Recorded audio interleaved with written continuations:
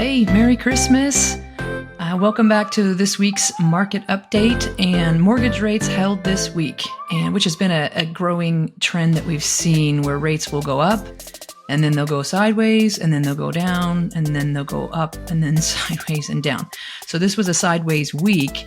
However, today's report, the Fed's favorite gauge of inflation came out, PCE, and it came in lower than expectations by 0.1% in November.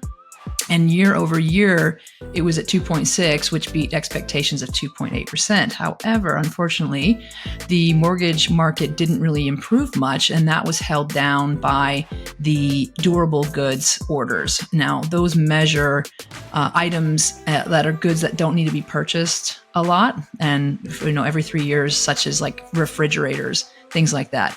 And that kind of crushed expectations. It came in at 5.4% versus 2.2%. So the question that I think is important to ask is, why are the PCE, which stands for the personal consumption expenditure, and the durable goods important to the Fed? So the way I would think of it is that the PCE, it gauges the buying patterns of every household. So things like groceries, vehicles, gas, services like rent, insurance, that type of thing.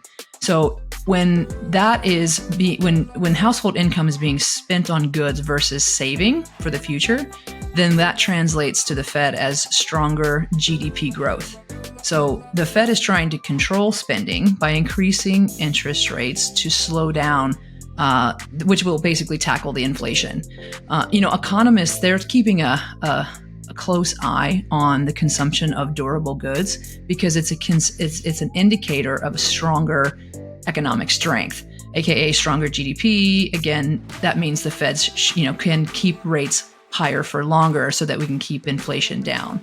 However, I found this really helpful, which was new home sales. That measures the signed contracts. That was decreased 12.2% in November, which all of us out there in the markets, we're feeling that. We saw that slowing. However, this is interesting. The median new home price increased by 4.8%. So that median is now 434,700. So just right under 440,000 is the median home price. So, here we are again having this conversation that we're hoping that isn't, we're going to see home prices going down, but we're seeing that opposite trend, and that continues month over month.